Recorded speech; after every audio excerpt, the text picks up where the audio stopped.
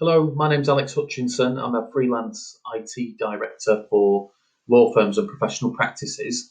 And in this video, I want to talk about is our case management system rubbish? So a lot of the time, I've got a slight smirk on my face because a lot of the time there'll be other phrases used that begin with S. Our case management system is insert your own expletive. And this is something that I hear regularly from prospective clients. So I'll be speaking to a managing partner and they'll be saying, I've got this problem because everybody in the firm is telling me this is a load of rubbish, but I'm not entirely sure whether it is or not, or whether we've really fully developed it, whether we're using it to its full potential.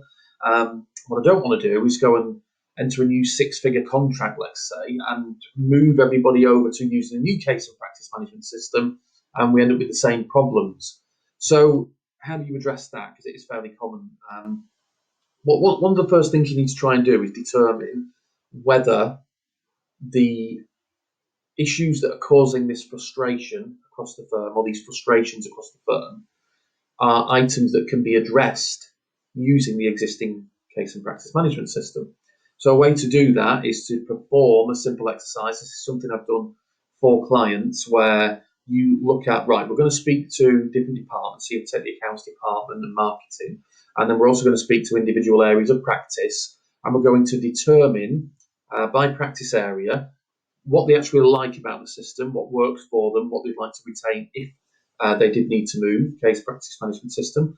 And then more importantly, you delve into where are the frustrations, bottlenecks and challenges that are associated with the way that they have to operate at the moment in that area of practice. And you can do that at a high level initially, or you can go across, look at partner, fee earner and secretary if you wanted to do it to that depth. But you need to extract that information effectively per area of practice.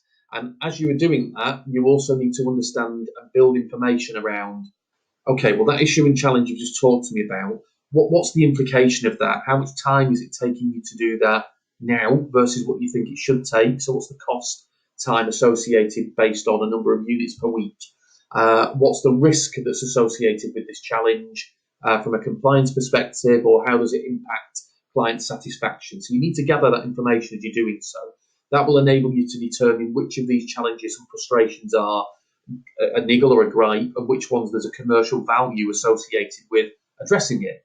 So that's the first thing. Once you've done that across all the areas of practice, you will then have a very valuable document which enables you to prioritise and determine investment areas, but more importantly, go and speak to the existing case and practice management provider in a very directed way to talk to them about how their solution can help address these challenges and problems that need to be fixed to change the position of or the way that the case and practice management system is perceived across the firm. So what you can then do is have a very succinct or very directed conversation around how they can help you fix the problems that are causing these frustrations, what is causing the bottlenecks and challenges, and also know what the value is for fixing them and which ones you really want to fix. When you've done that, you've been through that exercise, it will then become apparent as to whether the case and practice management system is not being developed and not being utilised correctly, or whether everybody's correct and it can't meet the needs and you do need to make a change.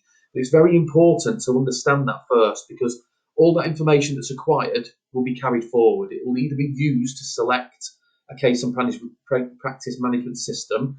Don't get me wrong, that's a separate exercise, separate project, and that information needs to be taken forward, but additional information will need to be acquired. Or it can then be used to start a plan for how you're going to make developments to the existing system. So you don't need to change it. You don't need to enter a new contract. You don't need to go through a significant amount of training and change for all the fee earners and users.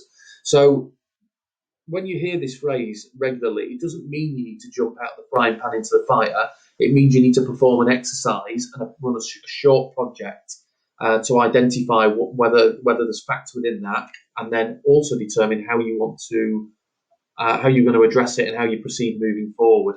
So hopefully that's been useful. If you hear that phrase regularly, happy to take a conversation around how I could help you either deliver that project or help a team that you have within the firm deliver a project so that it's successful, you get the answers you need, and then you can see the direction that you need to take. Okay, hope you have a good day. Bye.